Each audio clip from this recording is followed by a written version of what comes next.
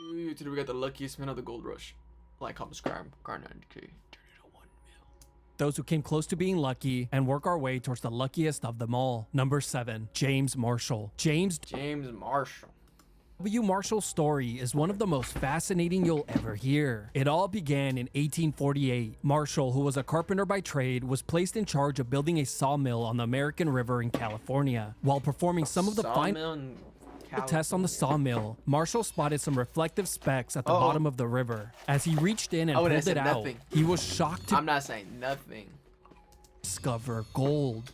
Caught up in excitement, he revealed his discovery to a few of his crewmen and the landowner. In disbelief, the men quickly Why would they do that? began testing the shiny metal, and after many rigorous tests, they concluded that it was some of the highest quality gold. The next morning, Marshall showed up to work and realized that his crew had gotten smaller. The following day, it had shrunk even more. And after a few days, Marshall was the only one showing up to his shift. Marshall began to speculate that the men had abandoned the sawmill in search of gold, so he began exploring the nearby land. But what he discovered was much, much worse. It was a gold rush. Hundreds of trespassers were panning along the riverbed, all with the same look in their eyes. The eyes of men who had been infected with gold fever. In the coming months, there were at least 4,000 men on the property mining for gold. Damn. James Marshall had unknowingly triggered one of the deadliest and most dangerous eras in history, the California Gold Rush. But even Marshall wasn't lucky enough to dodge the virus. And soon he was on that same riverbed, desperately panning for his share of gold. Marshall spent years on that riverbed, but never struck gold again. And on August 10th of 1885, he died a poor man. Number 6, John he wasn't the luckiest. Sutter. Perhaps the most shocking story on the list is that of John Sutter. John Sutter was a Swiss immigrant who went on to establish Sutter's Fort in central California.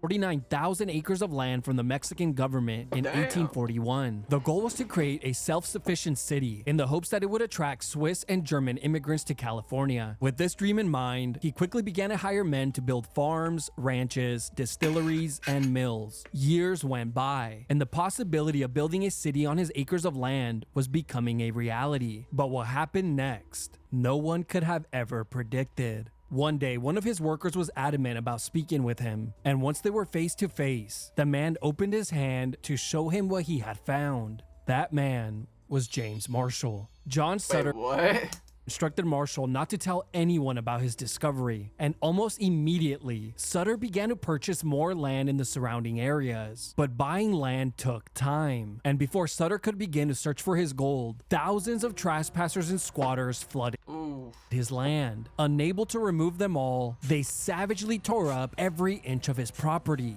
You see, just days after Marshall had discovered gold on Sutter's property, a man named Samuel Brannan, who worked at a news publication in San Francisco, began to publicize the discovery. Word quickly spread, and soon everybody was going. 300,000 people rushed to the state with dreams of striking it rich. In the end, Sutter, a man with high aspirations who tried to do everything by the book, was left with nothing but ravaged land. His livestock stolen, his crops destroyed, and with no one wanting to work on his land, he quickly went broke. Sutter spent the remainder of his life in a legal battle with the government, seeking compensation for his losses. And 32 years after the discovery of gold on his property, on June 16, 1880, Sutter finally won his legal battle and was set to receive $50,000. Wow. A value of around $1.4 million today. But just 2 days later, Sutter died. Damn. John Sutter Jr. would go on to build the city his father had once dreamed of. The city was built on his father's land and became known as Sacramento. Number 5, George Carmack. This next story is a short one, but it's one that is as old as time. In 1896, a man named George Carmack, along with 2 other men, was fishing for salmon in the Klondike River in Yukon, Canada, a very remote and hard to reach area. While fishing, one of the men spotted some nuggets of gold in a creek bed. Upon further inspection, they were stunned to discover even more gold among the rocks. The men quickly staked their claim by setting up ropes that served as boundary lines. In the coming weeks, the men panned for gold along along the river, pocketing so much Oh gold my god. that all three men would never have to work again. After the men had more gold than they knew what to do with, news of their findings exploded, and the Great Klondike Gold Rush of 1896 had officially begun. Over 100,000 travelers Jesus. from around the world flocked to the area in search of fortune. These desperate men, on the verge of insanity, tore up the Klondike and the nearby Yukon River. The gold rush lasted for 3 years. A few men became extremely wealthy, but for the majority, striking it rich was nothing more than a dream. As far as Carmack, he lived a very comfortable life, able to afford Bro, just anything chilling. he could ever want. But even with all his immense wealth, Carmack couldn't escape the deadly and dangerous disease known as gold fever. He became obsessed with finding Even though more he was rich? gold, and for the next 26 years, Carmack continued to stake claim after claim, hoping to find another gold mine. He desperately fuck? wanted to relive the feeling he had experienced on the Klondike River. Carmack searched endlessly in the mountains of Washington, California, and Nevada, but with little to no luck. Yikes. And in 1922, at the age of 61, George Carmack died while working on a new claim. No way. 4. Clarence Berry. One of the most iconic stories of the gold rush has to be that of Clarence Berry. The year is 1896, around 40 years after the California gold rush had ended. A man named Clarence Berry was barely scraping by, working on a fruit farm in Selma, California. Berry was the son of a 49er, a term given to men who came looking for gold during the California gold rush. Growing up, his dad told him stories about men who left their lives behind, traveled to California, and struck it rich. But Berry's dad was just one of hundreds of thousands who came to the state looking for gold and never found it. Berry, who was around 30 years old, never had much money. He managed to save enough to move to Alaska with his wife in 1896, where he Alaska? settled down and worked as a bartender. One night, a mysterious man walked into the bar, ordered a few pints of beer, and paid with gold nuggets. Berry quickly asked the man where he had found the gold. The man stopped in his tracks and replied, "At the Klondike," and walked out. That mysterious man was none other than Imagine John being Scudder. able to build anything, for any reason, in any style. George Carmack, Or George Carmack? one of the first men to discover What? gold in the Klondike. Placing all his belief on what the man had told him, Berry raced home and told his wife and brother what had happened. In the coming days, No the way. three of them set off on foot to reach the Klondike, but getting there would not be easy. The path to the Klondike was deadly, since it was located in an extremely remote area of Canada. Just to get there, one had to travel up the Chilkoot Pass, an extremely dangerous ice wall. Then came the long and exhausting White Pass Trail, later known as the Dead Horse Trail, due to the thousands of pack animals that died there from exhaustion. Berry, his wife and brother traveled for days, hauling in a year's worth of food, equipment to dig and mine gold, as well as tools to build a shelter. Berry had always envisioned his dad's stories about men who had left everything I don't think he's gonna get any gold. behind and struck it rich. And now he was fueled by those stories. Once they reached the Klondike, the area was nearly empty, and they thought long and hard about where to stake their claim. Eventually, they settled on an area called Little Rabbit Creek. They built a cabin and began digging for gold, but they found nothing. Bruh. The frozen dirt only allowed them to dig 6 inches per day, but they continued day in and day out. Weeks would go by, and still nothing. Then, once they reached a depth of around 30 feet, the men struck gold. No way. And lots of it. With every scoop of dirt, hundreds of dollars worth of gold followed. Soon, they had buckets upon buckets filled with gold nuggets. Berry and his brother eventually recruited their 2 other brothers, and soon they began alternating between living at the cabin and digging holes on their claimed land year-round. In no time, they had around Shit. $130,000 worth of gold, a value of around $5 million today. Soon after the men had acquired their gold, the news exploded. Large amounts of gold in the Damn. Klondike. And soon, around 50,000 men Holy from shit. around the world poured in, decimating the Klondike River and the surrounding land. But as far as the Berry brothers were concerned, they had struck it big and left with their gold just days before the Yukon Gold Rush began. W. The Berry brothers went on to invest their money and started an oil company known as the Berry What?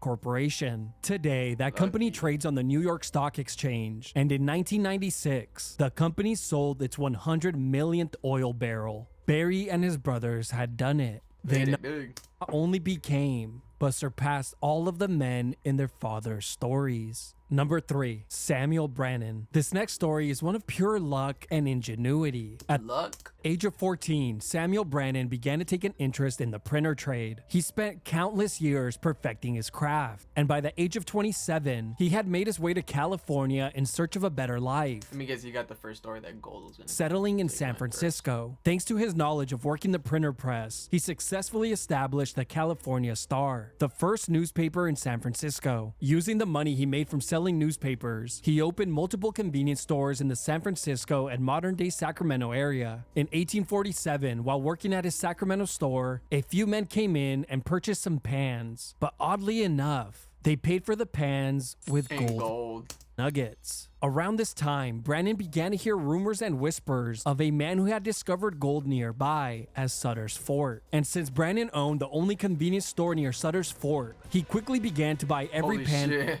from nearby stores for 20 cents and started selling them for $15 each, a value of around Smart.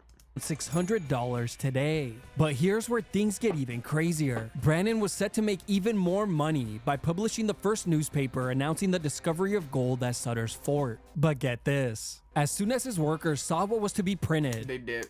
they all ran out the I door told you. and headed straight to Sutter's Fort. With no one left to print the papers, Brannan began to run down the street, screaming gold, gold, gold at Sutter's Fort, successfully triggering the California Gold Rush. And in just a couple of months, Brannan made over $36,000, or around $1.5 million in today's value. He used that money to open up even more stores near Sutter's Fort. Brannan was making over $150,000 per month, Smart. a value that would be around $6 million today. Samuel Brannan became California's first millionaire, thanks to pure luck, sharp ingenuity, and out-of-the-box thinking. Number 2, John Deason and Richard Oates. It had been 8 years since the Victorian Gold Rush had ended, yet there were still stragglers in Victoria, Australia who refused to give up mining for gold. John Deason and Richard Oates were two of those stragglers. Like many men from this time period, the two had moved inland in search of gold, away from the rivers which had already been heavily mined. The men were working a claim near an area known as Bulldog Gully, and it was Bulldog just Gully.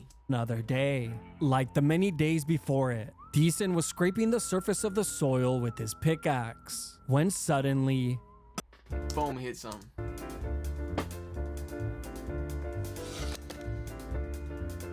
Bro hit gold.